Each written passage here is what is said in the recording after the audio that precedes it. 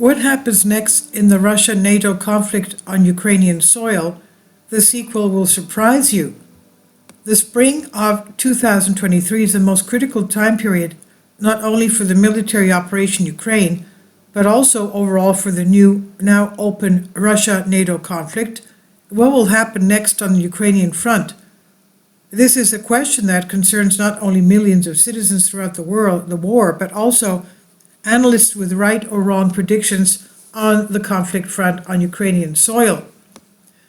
One of the analysts who recorded the most significant successes on the forecasting front is the American Brandon Smith. He was one of the first to predict that in the spring of 2022, Russia will focus on the eastern part of Ukraine and full control of Donbass. He also revealed that UK forces are operating in Ukraine, as evidenced by modern tactics used to ambush Russian tanks. Moreover, it was he who predicted that Russia would turn to the destruction of Ukrainian infrastructure, and now he himself reveals that Russian President Vladimir Putin has chosen a tactic of attrition. With targeted strikes, it plans to push the civilian population out of the major cities or out of the country entirely. Why is this valuable to Putin? Because fewer citizens means less chance of serious collateral damage during the new offensive effort, and which will take place sometime this spring, according to the American Brandon Smith. The crucial spring of 2023. According to the authoritative analyst with accurate predictions, spring is the most suitable time for Russia's next step, as the conditions for troop movements improve. Attacking requires speed, he says. There are already reports of extensive troop movements and joint training in Belarus, a staunch Moscow ally, and it's, as we know, the Belarus border is just above north of Kiev, which is the capital of Ukraine.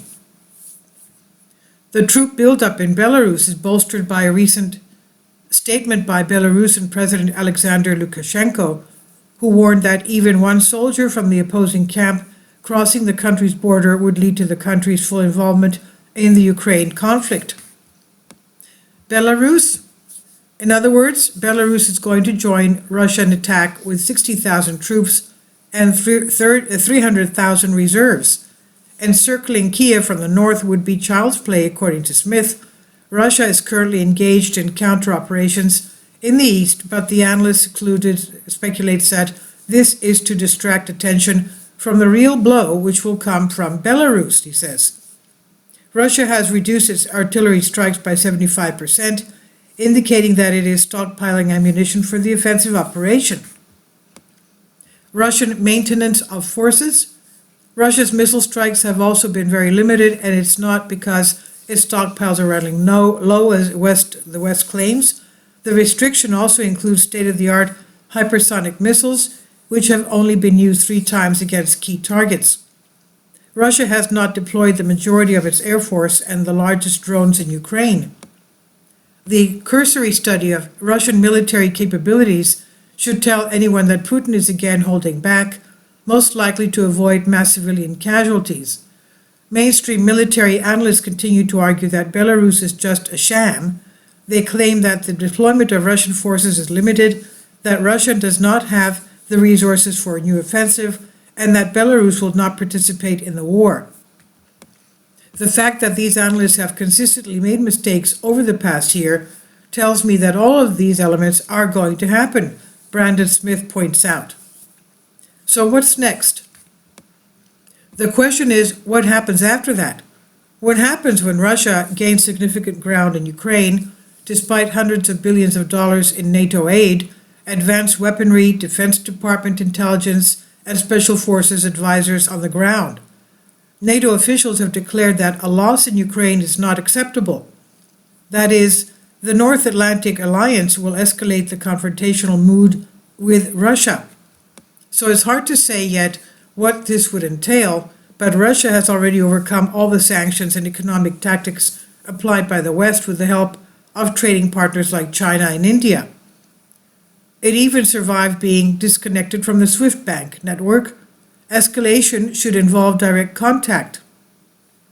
I believe that Ukraine is only one part of a wide chain reaction, with NATO weakened after throwing billions of money into Ukraine, along with a large supply of arms. It seems obvious to me that this is the right time for another conflict elsewhere in which NATO will not be well armed to respond. China is in ideal position to situation to invade Taiwan, for example. Ukraine was a useful fuse, but not the only one, he concludes. And this is from Banking News. I've translated this for you from a Greek article. What do you think? Please leave your comments, and thank you for your support. Kindly support my Patreon account. The daily posts are 5 videos daily, and they are totally different from what I have on my YouTube channel. Thank you so much for your support and that you find all my content so interesting. You'll find the Patreon account details in the description box.